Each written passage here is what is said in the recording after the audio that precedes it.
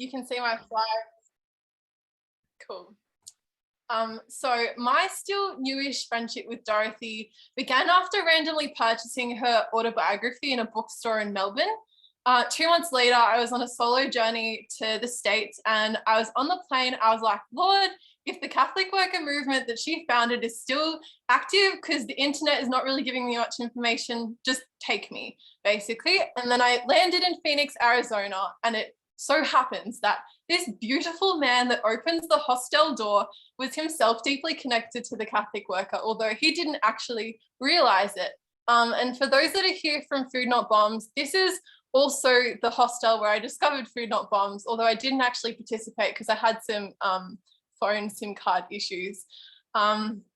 When my friend Andrew took me to Andre House, behold the number plate on the Uber car that arrived. To say that God has a sense of humor is just the understatement of my life. 5 weeks later, I made a brief visit to Mary House, and this is a house in New York City that was established for the care of elderly homeless women.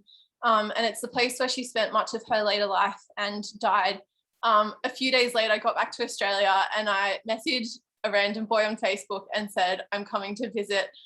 Ended up in Brisbane, where there is more of the Catholic worker movement there. I am no expert in the life of Dorothy, but I can say that I hold deep, deep affection for her. She inspires me to be attuned to the present moment, and she totally internalized the powerful and radical messages of Jesus, and her energy was directed towards prayer, towards educating others, and direct action. Growing up, my mother often alluded to the perils of discussing politics and religion, and I'm about to do exclusively that. So sorry, Mum, I can see your face right now. Some of the things I'm about to present on may ruffle feathers, but I invite you to take on board the advice of St. Basil, who says that if you are wise, you will take on what befits you, is allied to the truth, and you will pass over the rest. I respect the wild and beautiful diversity that I know is present in my audience, friends from all walks of life, and I thank each of you for coming. I ask that you be kind to each other, and especially to me in the Q&A.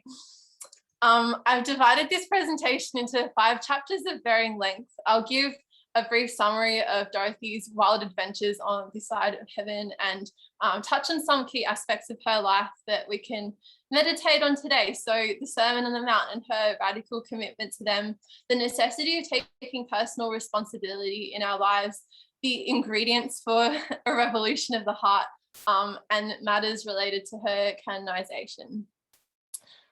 So I'm really, really sorry that I have to rush you through one of my favorite stories ever. Dorothy was born in Brooklyn, New York. She was the daughter of a sports journalist, and much of her early life was spent in Chicago. She studied journalism at the University of Illinois, and that was where she joined the Socialist Club and rejected religion.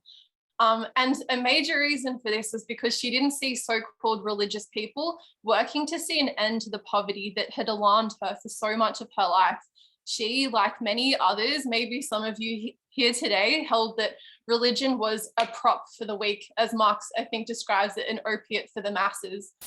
She dropped out of uni, became a journalist. Her father opposed her working as a female journalist and basically blocked her from working at mainstream news outlets. She eventually found employment with The Call, a socialist newspaper.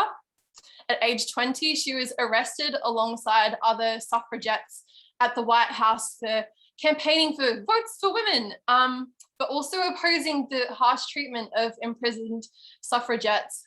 Sentenced to 30 days jail, served 15 of them, 10 of them on a hunger strike, released so that they wouldn't accidentally create more martyrs. Dorothy may have campaigned for the right of women to vote, but she never actually voted in her life. Another fun fact, it was claimed that she held her liquor better than most gangsters. And one of her favorite barmates was the famous playwright Eugene O'Neill. Dorothy recalls that he would sit drunken on a cold winter night and recite, often at her request, "The Hound of Heaven." Dorothy was fascinated by the notion of being pursued by God. At age 27, Dorothy met and fell deeply, deeply in love with a man by the name of Foster Batterham, a self-professed anarchist, Englishman by descent, biologist. As a biologist, I don't think he was. That's okay. 2 years later, they conceived a child who they named Tamar. And interestingly, following a previous abortion, Dorothy was under the impression and was told that she'd never be able to conceive a child again. And she took the birth of her daughter as a sign of God's mercy, an opportunity to really start her life anew after there'd been so much suffering. When Tamar was just a baby, Dorothy stopped a nun on the streets, Sister Aloysius, and said, "Baptize my daughter." Sister was not judgmental, but she was like, no, we can't just like do that. And instead spent the next few months teaching Dorothy about the faith. At age 30, that's when Dorothy herself made the decision to convert to Catholicism. And tragically, this meant the end of her relationship with Foster, because through his anarchism and all of his obstinate positions on things, he was vehemently opposed to her faith and desire for marriage. Dorothy did not convert to Catholicism because she was like, oh, look at the social teaching of the church. That's amazing. She probably wasn't even fully aware of it. She was moved by the fact that many of the poor of New York City, many of whom were immigrants from Southern and Eastern Europe, were themselves Catholic. The image above, just for some context, that's the baptismal record.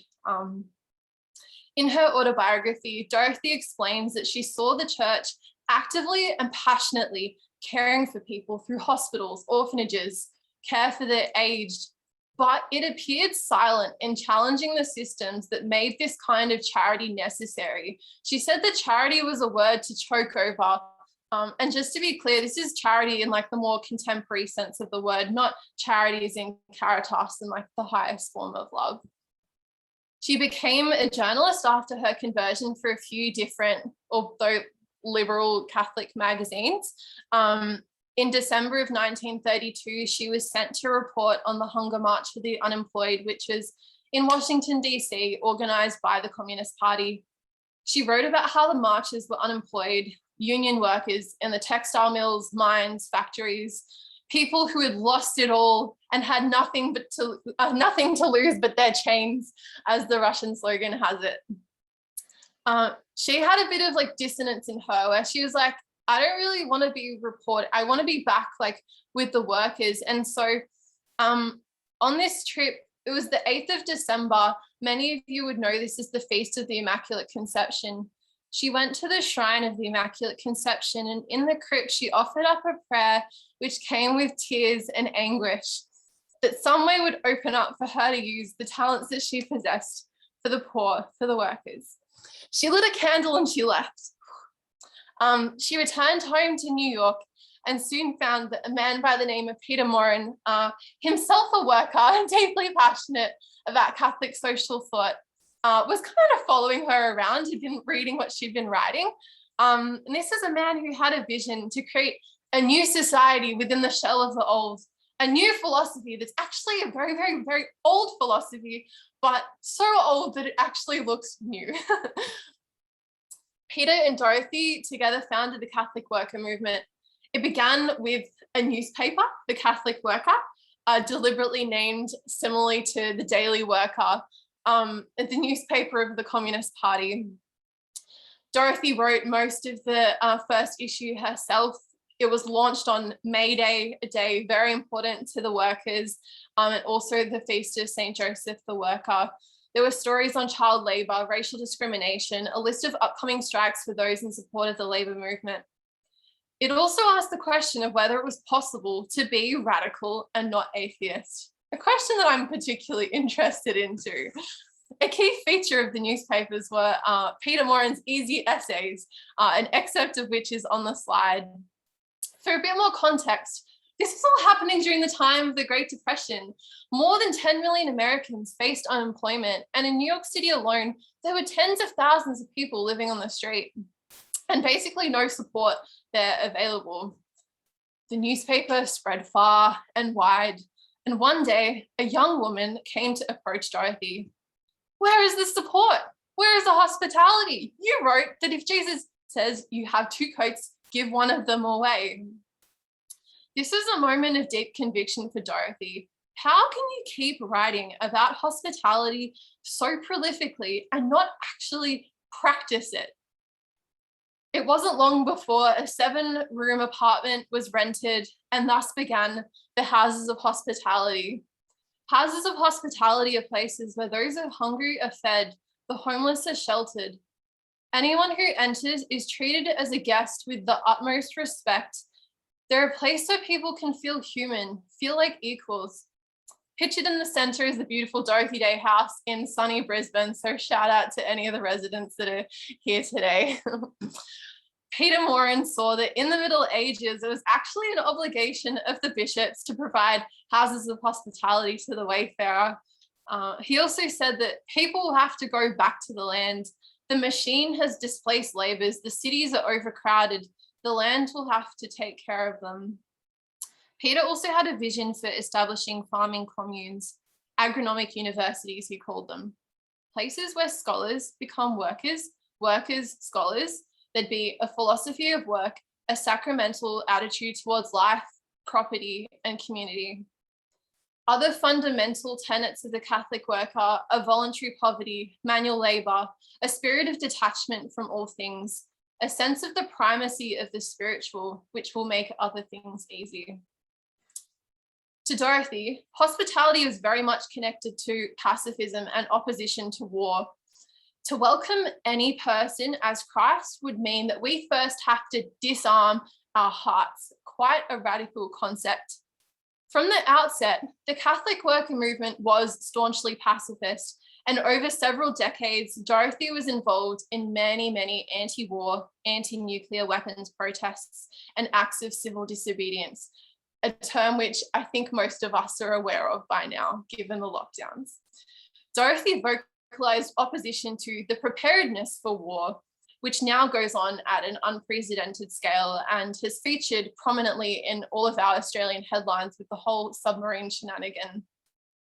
Instead of gearing ourselves in this country for a gigantic production of death-dealing bombers and men trained to kill, we should be producing food, medical supplies, ambulances, doctors and nurses for the works of mercy, to heal and rebuild a shattered world. Dorothy was a woman of conscience and definitely had a bit of a political agenda. She would take prophetic stands against racial segregation, nuclear warfare, military conscription, armed conflict around the world. She would oppose the welfare state and a whole host of other issues. She marched, protested, witnessed, and was arrested. She was especially sensitive to when the government infringed upon or did not uphold the dignity of the human person and care for the vulnerable. Not everyone agrees with her methods, but it is undeniable that she stood upon her convictions and would be heard. In this series of pictures, Dorothy is shown peacefully protesting in her 70s as part of a non-violent campaign for the rights of farm workers, along with Cesar Chavez. She is arrested for the last time, and on the right, you can see her in her prison dress, beautifully decorated by the signatures of other women that she was in prison with. Within the walls of prison, Dorothy would be stripped, prodded, searched, pushed around.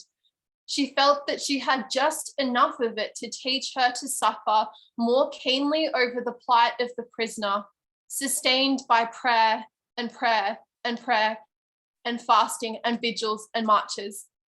Whatever means she took in support of the causes she was drawn to, she describes as being useless unless animated by love. Love your enemies. That is the hardest saying of all.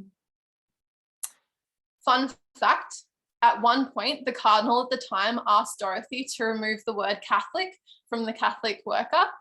Her response was along the lines of, yes, I will shut it down, and I will give him the 500 people that I'm currently taking care of. Where did the Catholic really come into Dorothy's life? To her, God was more important to her than any of her activism. She faithfully attended Mass every day with great humility and great reverence. She was a Benedictine oblate. She deeply loved the Psalms, knew many of them by heart, and said that many of them were anthems that filled her with joy. She sought the counsel from the Imitation of Christ, this little book that packs quite the punch. She loved Saint Therese of Lisieux and the simplicity of living the little way. She loved Saint John of the Cross and regularly referenced him saying, "Where there is no love, put love." She prayed the rosary on the picket lines, in the prisons, in her sickness and in her health. She writes, "Who could have given me our Lord but the Virgin Mary?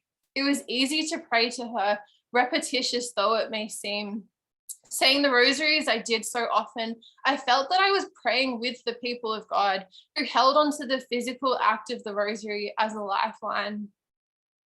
Although her life to many appeared chaotic, she was truly a contemplative, rising in the early hours of the morning for quiet prayer. Retreats were also essential to her survival, especially living in such a context as the Catholic worker in New York City. I mentioned before that as a young adult, Dorothy was very intellectually and intimately engaged with socialist thought and the struggle faced by workers and the poor. Some have summarized her perspective following her conversion as, if communism is radical, why shouldn't Catholicism be? Far more than Marx and Kropotkin, the words of Jesus are radical. Dorothy and Peter adopted as a manifesto the Sermon on the Mount delivered by Jesus atop a mountain in northern Israel about 2,000 years ago. Some say that this particular teaching summarizes the central tenets of Christian discipleship, the ethics of the kingdom, if you will. I'm going to very quickly recap Matthew 5, 6, and 7, but please go read it in its whole, look at exegesis properly done yourselves. So it starts with the Beatitudes, these crazy paradoxes that are actually what Christians believe to be the secrets to happiness, promises for what God has in store for those who love him. They are the absolute antithesis of what we're often pushed to believe, and the practice of them could not be more inconvenient. Stealing from the Office of Readings this morning, St. Polycarp, shout out to you for writing my talk. He says, "Gird up your loins and serve God in fear and sincerity. Leave aside empty vanities and vulgar error, believing in him who raised up our Lord Jesus Christ from the dead and gave him glory, and a throne on his right hand." Gonna skip some more.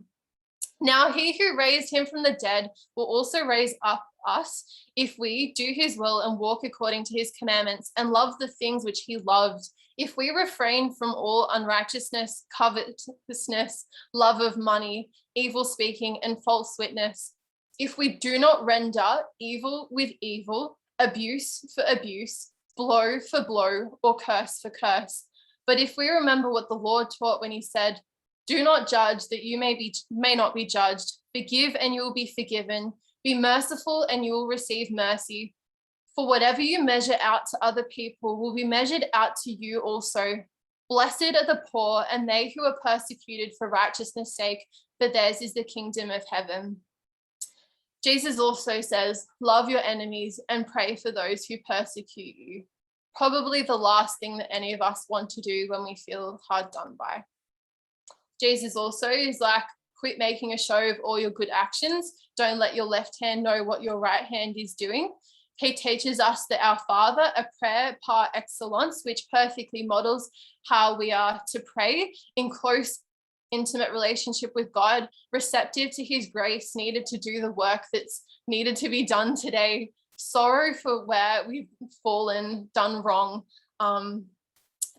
forgiveness, that we may learn how to forgive others, ourselves, asking for protection, and ultimately that evil not be the barrier that lets us get into heaven. Jesus reminds us that where our treasure is, that is where our heart is also. I really like the appropriation of this into show me how you spend your time and I will show you what you worship. So have a look at your calendars. Delightfully confronting. Jesus is also like, don't be silly. Build your life on a solid foundation, on rock, not on sand, on him, basically. Don't be a hypocrite. He introduces the golden rule, which many know as treat others how you would have them treat you. Do unto others as you know it. Also, you know a tree by its fruits. And for us, we say that the fruits of the Spirit are peace, patience, kindness, joy, compassion, self-control. Basically, if you're looking for an easy lifestyle to follow, don't choose to be Catholic or take your faith seriously. Dorothy was convicted that everything a baptized person does every day should be directly or indirectly related to the corporal and spiritual works of mercy, the activities that are listed on screen. What is mercy? St. Thomas Aquinas says that to say that a person is merciful is like saying that he is sorrowful at heart, miserem cor, that he is afflicted with sorrow by the misery of another as though it were his own. One who is merciful endeavors to dispel the misery of the other person as if it were his own, and this is the effect of mercy. Pope Francis also says that a bit of mercy makes the world less cold and more just. Dorothy says that the older she got, the more people she would meet, the more she'd be convicted that we must only work on ourselves to grow in grace, and the only thing we can do about other people is to love them. In the Office of Readings, again, this morning, St. Paul says, my prayer is that your love for each other may increase more, and never stop improving your knowledge and deepening your perception so that you can always recognize what is best. To Dorothy, the best things about the works of mercy is that they become mutual aid. People helping each other, cooking meals, going to market, peeling vegetables, washing clothes, giving them out, making beds, putting people up. Love is an exchange of gifts, St. Ignatius said. So true charity, caritas, enters in, and mutual aid means true justice. Dorothy was absolutely critical of a society that makes doing these works of mercy necessary to the degree that they are.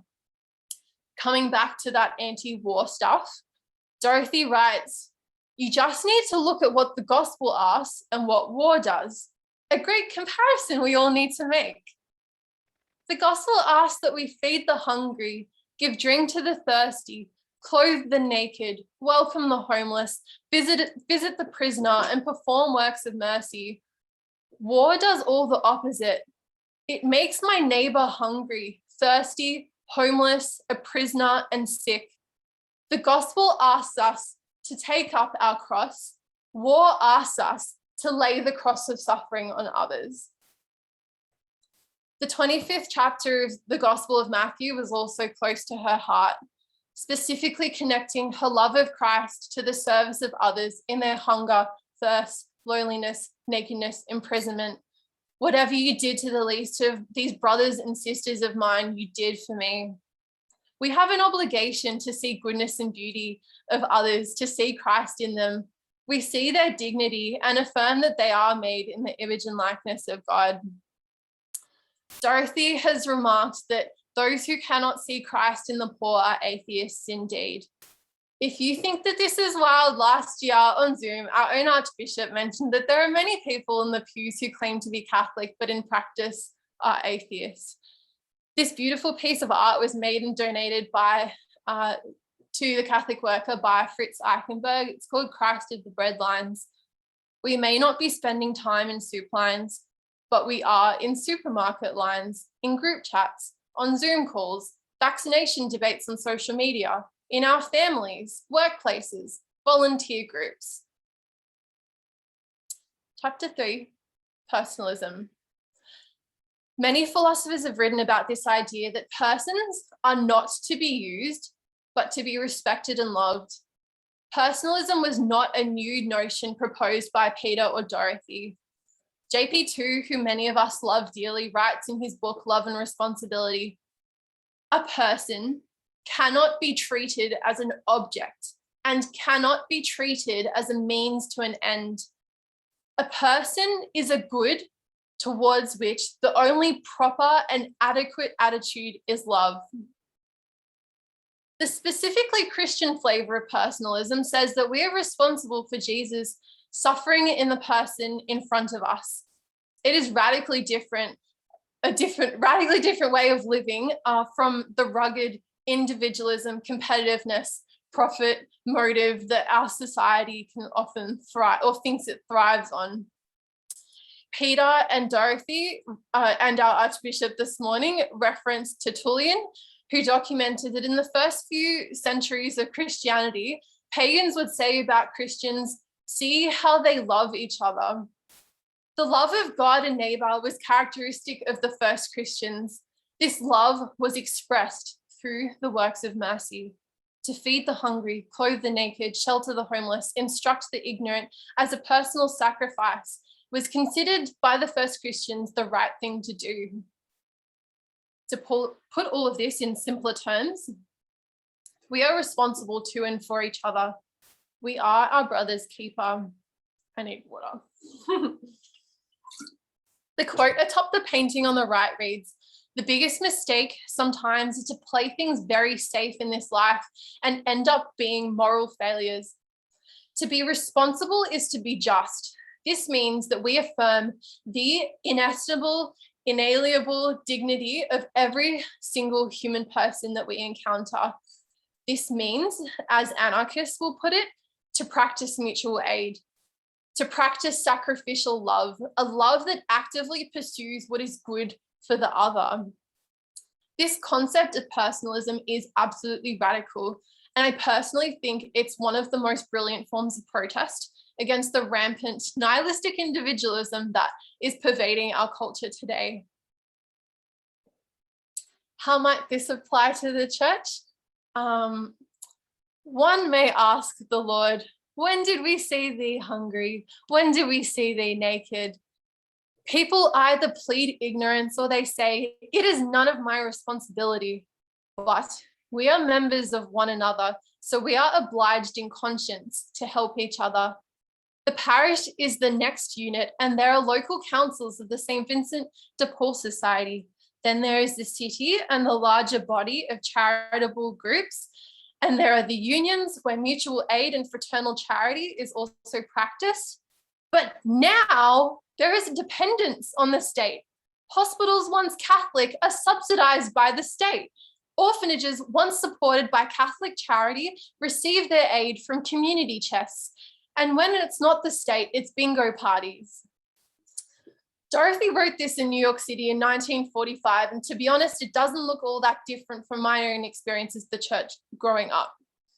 A few days ago, I stumbled upon Dorothy's notes that the church, in a sense, can be seen as a bit of a union, a unit, and that the liturgy, especially the Mass, can be the means by which Catholics who are thrown apart by their individualism, their apathy, their prejudice, that's a place where they can be reminded that they are members of the one body of Christ and that an injury to one is an injury to all.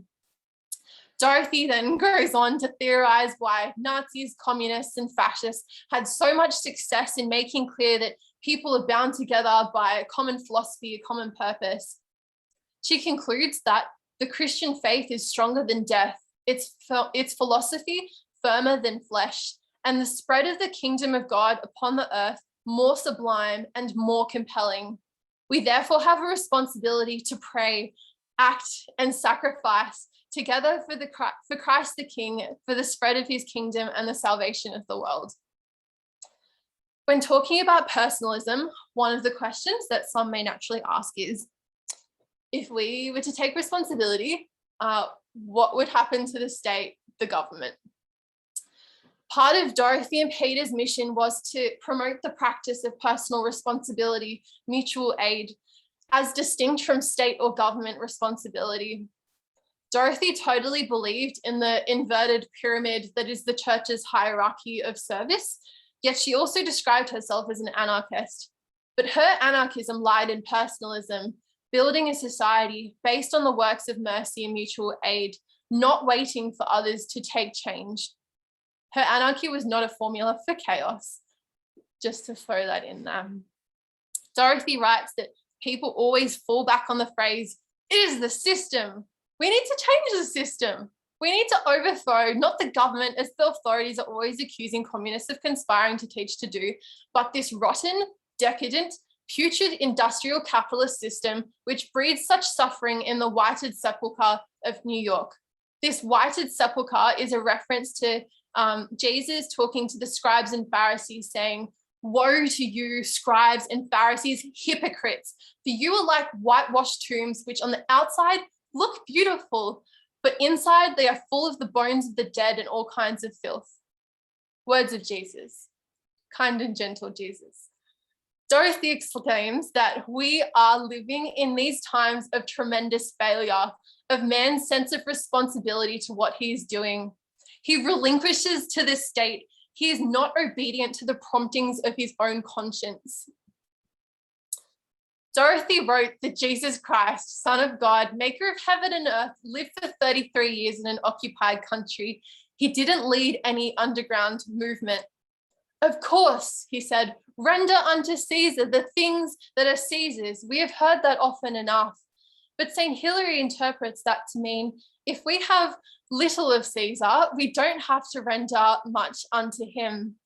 It's been said that Dorothy was almost allergic to a lack of subsidiarity. Subsidiarity is like decentralization, dealing with issues at the most local level appropriate. But this can only be achieved by sustained, growing, active engagement, community comprised of individuals, each taking personal responsibility.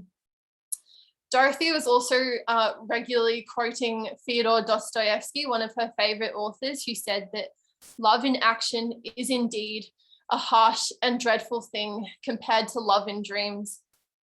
Unfortunately, to really love might be inconvenient and difficult, but at least it's real. And to get away from such a level of dependence on the state really means that each of us need to assume personal responsibility for a lot more than we do. And I will be the first person to admit that I have a long way to grow in this aspect. Coming back to the topic of personalism, it can be very tempting to look at the world and be overloaded by the suffering we see, the problems and issues, which can be written down on this infinitely long list. But there is plenty to do for each one of us, working on our own hearts, changing our own attitudes in our neighborhoods, prayer and fasting, taking up our own cross daily, following him, doing penance. These are the hard words of the gospel. As to the church, where else shall we go except to the bride of Christ, one flesh with Christ? Though she is a harlot, at times she is our mother. A new commandment I give to you, that you love one another as I have loved you, not to the defending of your life, but to the laying down of your life. A hard saying. Love is indeed a harsh and dreadful thing to ask of us, but it is the only answer. Chapter 4 of 5. As beloved children of God, we are created by love and for love. I find that in many ways, this pandemic and these lockdowns have actually been a great gift. Witnessing hearts being cracked open and many realizing that there is a need for acting with compassion and overcoming the lunacy of living inside our own heads. We are made for relationship.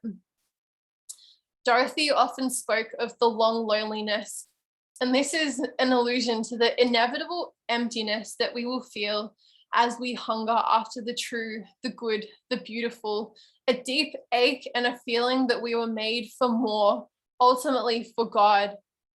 C.S. Lewis believed that when we find ourselves with the desire that nothing in this world can satisfy, the most probable explanation is that we were made for another world. Augustine also said that our hearts are restless until they find their rest in God. And reflecting on these ideas, Dorothy famously writes that the greatest challenge of the day is how to bring about a revolution of the heart, a revolution which has to start with each one of us.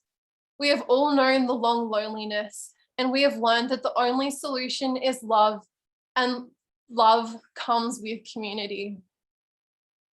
Hospitality was one of Dorothy's most effective ways of responding to the violence of the world. Disarmament of heart means removing the barriers that stand in the way of love, and true hospitality means making room for the guests we do not choose, the ones that profess values that are not just contrary to our own, but sometimes that we may even consider immoral. In her autobiography, she shares that we cannot love God unless we love each other, and to love, we must know each other. We know Jesus in the breaking of the bread, and we are not alone anymore. Heaven is a banquet, and life is a banquet too, even with a crust where there is companionship. The revolution of the heart, she said, was a challenge. And how the heck do you bring about something so wild and big, yet so important? She writes that whenever she groaned within herself and thought how hard it was to keep writing about love in these times of tension and strife, which may at any moment become for us all a time of terror, she would say, what else is the world interested in? What else do we all want, each one of us, except to love and be loved in our families, in our work, in our relationship? God is love, and love casts out fear. Even the most ardent revolutionist seeking to change the world, to overcome the tables of the money changers, is trying to make a world where it is easier for people to love, to stand in that relationship with each other of love. It is when we love the most intensely and most humanly that we recognize how tepid our love is for others.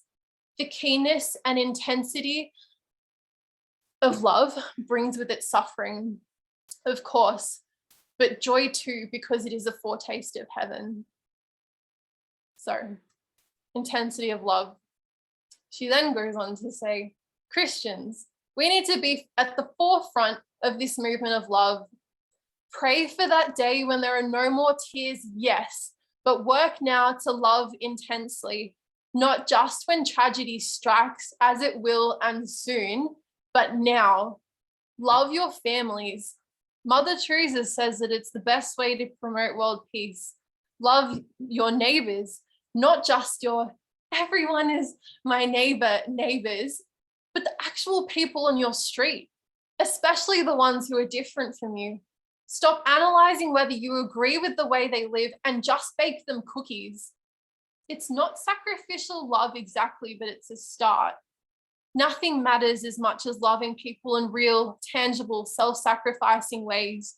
Most of these are small, calling your mother, really listening when people speak to you, expressing condolences when someone is grieving, mowing the neighbor's lawn.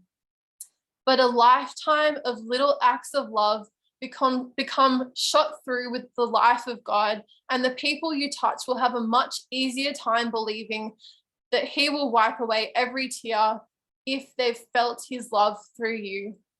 In this broken world, let us be love. If there was one element from Dorothy that would be worth taking to prayer and contemplation after this, I really only love God as much as the person I love the least. This quote originally came from a priest that Dorothy often went on retreat with. I personally regularly like to define God as the perfect embodiment, the source of all that is true, all that is good, all that is beautiful.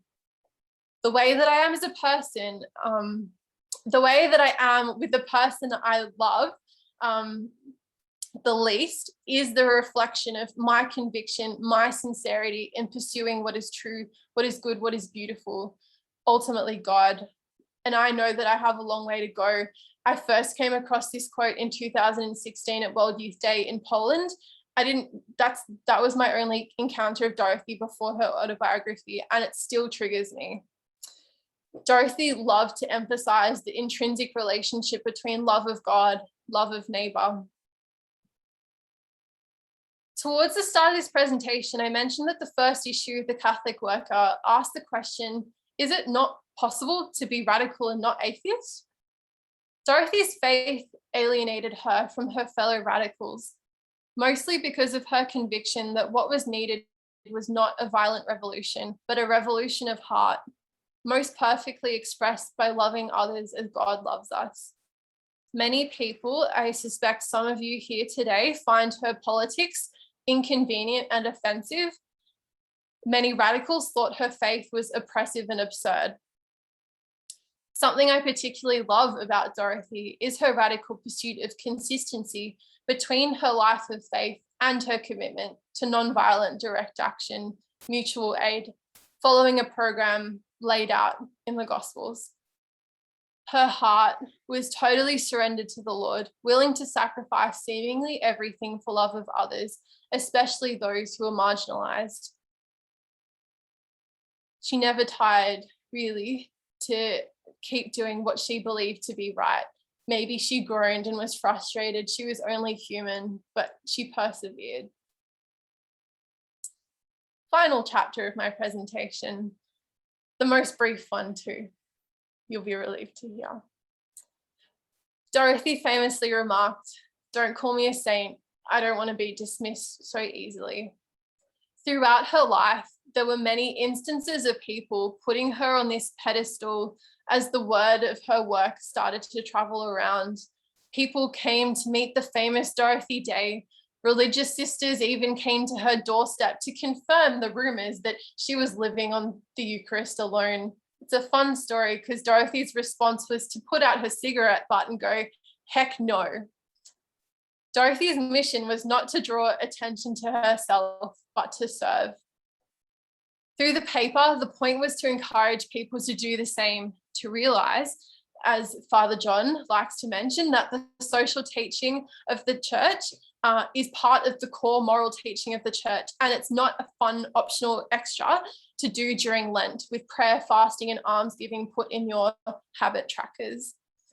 Dorothy would most likely be a bit annoyed that I gave this presentation in the first place, because she'd rather our energy be spent talking about poverty, working for its alleviation, not being insulated by our own comfort, taking radical direct action. She realized, though, that there was a need for people upholding the ideal, and also would then say that the ideal actually works, and it's practical, much to many people's surprise. Dorothy also says that we do well to recognize that we're all called to be saints. We're made for a relationship with God, and we better get over the bourgeois fear of the name saint. Dorothy lamented the death of the culture of keeping the Sabbath, practicing hospitality. She remarked that we have not begun to live as good Christians. She watched people come for Mass, then lead lives that didn't look particularly distinct from any others. Sounds familiar to me in my own life too. Maybe you'll relate. The lives that we know of that supposedly came close to getting things right, the church will often profess as saints, people that we believe to be in heaven, the ones that made it, the ones that were holy and virtuous. But too often they are written as though they were not in this world, and we have seldom been given the saints as they really were, as they affected the lives of their times, unless it was in their own writings. Too little has been stressed the idea that all are called. What we would like to do is change the world, make it a little simpler for people to feed, clothe, and shelter themselves as God intended them to do. And by fighting for better conditions, crying out unceasingly for the rights of workers, the poor, of the destitute, we can work for the little oasis, the little cell of joy and peace in a hurried world.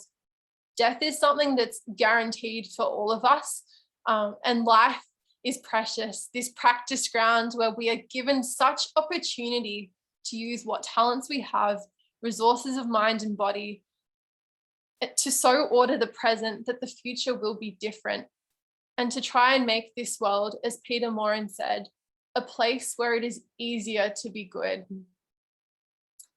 Not everyone rejoices at the possibility that Dorothy may someday be called Saint Dorothy, everyone in the Zoom call hopefully should not be surprised. Conservatives, so-called, are especially horrified at the prospect of canonizing a woman who had an abortion, a child out of wedlock, condemned capitalism more than Marxism. Progressives fear that becoming St. Dorothy would take away her radical edge. They experienced a lot of criticism in the Catholic worker movement, and even still today, for trying to uphold counsels of perfection as the norms of human conduct. But really, that's actually like the minimum that's expected of us or asked of us. And the greatest tragedy is that not all of us really desire enough to be that which we're called to.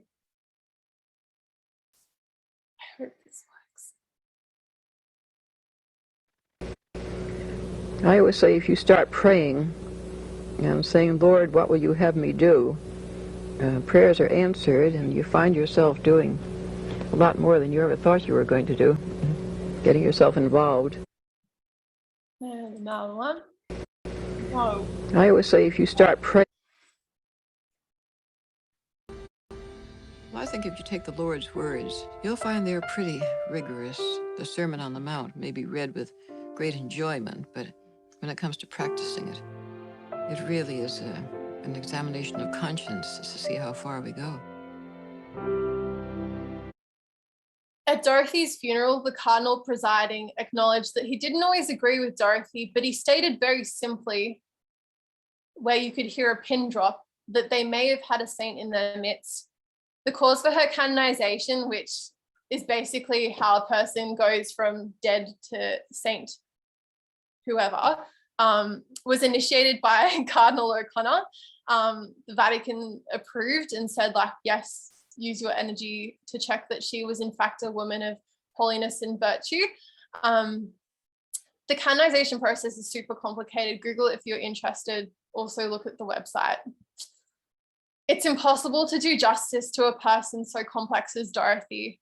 And regardless of who you are, your attitudes towards the church, life itself, there's always something that you can identify with in her. Dorothy was a living witness that any of us can be transformed by mercy and be healed, be a light in a world that so often can feel darkened by suffering. We can always be more welcoming, more patient, more forgiving, more radical, more prayerful. Our weaknesses or past mistakes should not be the thing that stops us from learning, being challenged, assuming responsibility, taking up the challenge of being the saint which we are each called to. Dorothy challenged the futility that many of us can be tempted to experience. People say, what good can one person do? What is the sense of our small effort? They cannot see that we must lay one brick at a time, take one step at a time.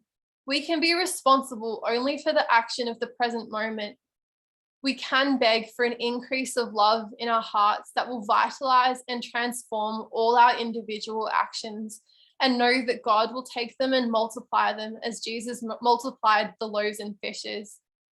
The greatest challenge of the day is how to bring about a revolution of the heart, a revolution which has to start with each one of us. When we begin to take the lowest place, to wash the feet of others, to love our brothers with that burning love, that passion which led to the cross, then we can truly say, now I have begun. To conclude, if you'll permit me, I'd just like to pray for the cause of Dorothy's canonization.